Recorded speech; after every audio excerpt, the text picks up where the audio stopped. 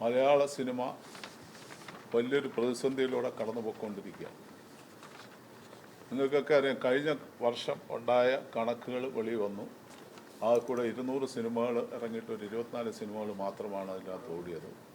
നമ്മുടെ success rate എന്ന് പറയുന്നത് വെറും 12%. കഴിഞ്ഞ കുറേ വർഷങ്ങൾക്ക് ശേഷമാണ് 12%, 10%ൽ നിന്ന് 12% സക്സസ് റേറ്റ് ഉണ്ടായിരുന്നെങ്കിൽ കൂടിയും 176 ചിത്രങ്ങൾ ബോക്സ് ഓഫീസിൽ തകർന്നടിയുകയാണ്.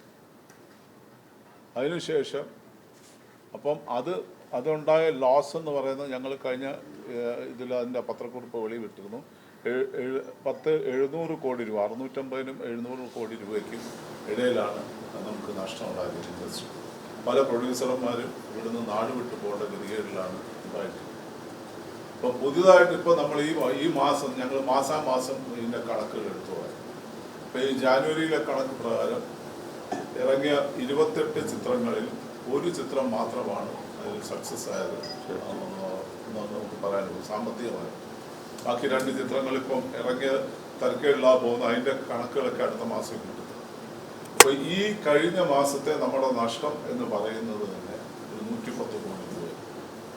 ഇങ്ങനെ നമ്മൾ മുമ്പോട്ട് പോയി കഴിഞ്ഞാൽ ഇൻഡസ്ട്രി തകർന്നടിഞ്ഞിരിക്കുകയാണ്. എന്ന് വെച്ചാൽ ഒരു രീതിയിലും ഒരു നിർമ്മാതാവിന് സിനിമ എടുക്കാൻ പറ്റാത്ത രീതിയിലേക്ക് മുമ്പോട്ട് നീങ്ങിക്കുക. എന്ന് വെച്ചാൽ പ്രൊഡക്ഷൻ കോസ്റ്റ് ക്രമാതീതമായിട്ട് വർദ്ധിച്ചു.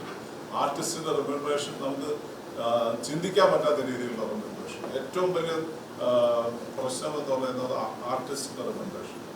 വലിയൊരു ഭീകരാവസ്ഥയാണ്. ഇവരൊക്കെ വാങ്ങിക്കുന്ന റെമ്യൂണറേഷൻ എന്ന് പറയുന്നത് നമുക്ക് ഒരു മലയാള സിനിമയ്ക്ക് താങ്ങാവുന്നതിൻ്റെ 10 ഇരട്ടിയാണ് അത് ഇവരൊക്കെ വാങ്ങിക്കുന്ന റെമ്യൂണറേഷൻ. അവർക്കൊന്നും യാതൊരു കമ്മിറ്റ്മെൻറ്റും ഈ ഒരു ഇൻഡസ്ട്രിയോട് ഉണ്ടെന്ന് എനിക്ക് തോന്നുന്നില്ല. അമിതമായ പ്രതിഫലമാണ് ഇവരിപ്പോൾ വാങ്ങിച്ചുകൊണ്ടിരിക്കുന്നത്. ആ പ്രതിഫലം കുറയ്ക്കാതെ നമുക്ക് മുമ്പോട്ട് പോകാനും പറ്റും. അപ്പം ഇതെല്ലാം കൂടെ കൂട്ടി വായിക്കുമ്പോൾ മലയാള ഇൻഡസ്ട്രി ആകമാനം തകർന്ന് തരിപ്പണമായിട്ട് കിടക്കുന്ന ഒരു സ്ഥിതിയിലാണ്. ഇപ്പം നമ്മുടെ അസോസിയേഷനിൽ ഒരു മാസം വരുന്ന പ്രോജക്ട്സ്, പണ്ട് 25-30 പ്രോജക്റ്റ് കൊണ്ടുവരുന്നതും 5-6 പ്രോജക്റ്റാണ് വരുന്നത്. പല നമ്മുടെ ടെക്നീഷ്യൻസും വീട്ടിൽ പട്ടിണിയും പരിവട്ടമായിട്ട് കഴിയുന്ന സിറ്റുവേഷനാണ്. 60% ടെക്നീഷ്യൻസ്, താഴേക്കിടയിലുള്ള ടെക്നീഷ്യൻസിന് ജോലിയില്ലാതായിരിക്കും. പോരാത്തതിന് ഗവൺമെൻറ്റിൻ്റെ ഭാഗത്തുനിന്ന് നമുക്ക് ഒരു രീതിയിലുള്ള സഹകരണവുമില്ല. നമ്മുടെ ടാക്സ് കുറയ്ക്കാനായിട്ട് പല പ്രാവശ്യം ആവശ്യപ്പെട്ടിട്ടും ഇതുവരെ കുറച്ചിട്ടില്ല. നാളത്തെ ബഡ്ജറ്റ് വരികയാണ്. ഞങ്ങൾക്ക് ഒരു പ്രതീക്ഷയില്ല നാളത്തെ ബഡ്ജറ്റിൽ ഇത് ചെയ്യുന്നുള്ളത്. അതായത് 1 നേഷൻ 1 ടാക്സ് നടപ്പാക്കിയതിന് ശേഷം ഇതുവരെ 2 സംസ്ഥാനങ്ങൾക്ക്, കേരളത്തിലും തമിഴ്നാട്ടിലും മാത്രമാണ് എൻ്റർടൈൻമെൻറ്റ് ടാക്സ് ഏർപ്പെടുത്തിയത്. എൻ്റർടൈൻമെൻറ്റ് ടാക്സിൻ്റെ പുറത്ത് GSTയും കൂടെ ഏർപ്പെടുത്തിക്കൊണ്ട് 30% ഇപ്പോൾ ഈ ടാക്സ് വരുന്നത്. അതായത് 1 രൂപ കളക്ട് ചെയ്താൽ 30 പൈസ അവിടെ പോവാണ്. 100 രൂപയ്ക്ക് 30 രൂപ ഗവൺമെന്റിന് കൊണ്ടുപോവാണ്. ഈ ഗവൺമെന്റ് ഇത്രയും കാശ് കിട്ടിയിട്ടും 5 നയാ പൈസയുടെ പ്രയോജനം ഇൻഡസ്ട്രിക്ക് വേണ്ടി ചെയ്യുന്നില്ല എന്നുള്ളതാണ് ഏറ്റവും പരിതാപകരമായ ദുഃഖകരമായ ഒരു സത്യം. അപ്പോൾ ഗവൺമെന്റിന്റെ ഭാഗത്തുനിന്ന് ഞങ്ങൾക്ക് ഒരു സംഭവമില്ല. ഫൈനാൻസിൽ ഇപ്പോൾ ഫൈനാൻസ് ചെയ്യുന്നില്ല. OTT കച്ചവടം നടക്കുന്നില്ല. OTT ആർക്കും വേണ്ട. OTT പടങ്ങൾ വാങ്ങിക്കുന്നില്ല.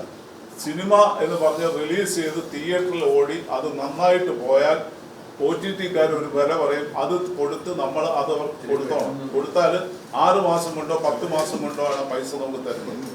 അപ്പം ഈ ഫൈനാൻസ് വാങ്ങിച്ചിട്ടുള്ളവർക്ക് OTTക്കാരൻ്റെ പൈസ വാങ്ങിച്ച് സെറ്റിൽ ചെയ്യാന്ന് പറഞ്ഞാൽ നടക്കില്ല. അപ്പോൾ ഈ ഫൈനാൻസർ പോലും ഇപ്പോൾ ഫൈനാൻസ് ചെയ്യാത്തൊരു സ്ഥിതിവിശേഷമാണ് പോകുന്നത്. അപ്പോൾ ഒരു രീതിയിലും നമുക്ക് മുമ്പോട്ട് പോകാൻ പറ്റാത്തൊരു സ്ഥിതിവിശേഷം. തിയേറ്റർ രംഗം ആകെ തകർന്നിരിക്കുക. ഒന്നാമത് അവർക്ക് ഇലക്ട്രിസിറ്റിയുടെ കാശ് വലുതായിട്ട് കൂട്ടും. ഓരോ പ്രാവശ്യം കൂട്ടിക്കൊണ്ടിരിക്കുകയാണ്. ഓരോ സ്ലാബ് വെച്ച് കൂട്ടിക്കൊണ്ടിരിക്കുകയാണ്. ആ കൂടെ 750 സ്റ്റേഷൻസ് കേരളത്തിനകത്തുള്ളൂ. ആ 750 സ്റ്റേഷനിൽ ഒരു പ്രത്യേക ടാരിഫ് ഏർപ്പെടുത്തി കൊടുക്കാവുന്ന കാര്യങ്ങളേ ഉള്ളൂ. അതൊന്നും സർക്കാർ ചെയ്യുന്നു. അപ്പോൾ പിന്നെ ഞങ്ങൾ ഇനി എന്ത് ചെയ്യാനാണ്? ഒരു രീതിയിൽ മുമ്പോട്ട് പോകാൻ പറ്റാത്തൊരു സ്ഥിതിയിൽ ഇത് ഞങ്ങൾ ഒരു തീരുമാനമെടുത്തതെന്ന് വെച്ചാൽ സംയുക്തമായിട്ടുള്ള തീരുമാനമാണ്. ആർട്ടിസ്റ്റും ടെക്നീഷ്യൻസും ഒക്കെ സംയുക്തമായിട്ടുള്ള തീരുമാനമെടുത്തി അവരിൽ ആർട്ടിസ്റ്റുമായിട്ട് നമ്മൾ ഇനി സംസാരിക്കാൻ പോകുന്നുള്ളൂ. ഞങ്ങൾ ഈ ഇരിക്കുന്ന എല്ലാവരും കൂടെ ഒരു തീരുമാനം എടുത്തതെന്ന് വെച്ചാൽ ഇങ്ങനെ സിനിമ മുമ്പോട്ട് പോവുകയാണെന്നുണ്ടെങ്കിൽ നമുക്ക് ഇനിയും അധികം കാലം പിടിച്ചു നിൽക്കാൻ പറ്റില്ല. അതുകൊണ്ട് ഇത് ഒന്ന് നിർത്തുക, ഇത് എവിടെയെങ്കിലും ഒരു ഫുൾ സ്റ്റോപ്പ് ഇട്ടേ പറ്റൂ എന്നുള്ളൊരു തീരുമാനം എടുത്തതനുസരിച്ച് ജൂൺ 1-ാം തീയതി മുതൽ ഞങ്ങൾ സിനിമ നിർത്തിവെക്കാൻ തീരുമാനിച്ചു. ഒരു പ്രൊഡക്ഷനും ഇല്ല, എക്സിബിഷനും ഇല്ല, ഒന്നുമില്ല. എല്ലാം ഞങ്ങൾ നിർത്തുകയാണ്. ടോട്ടൽ ഷട്ട് ഡൗണിലേക്ക് ഞങ്ങൾ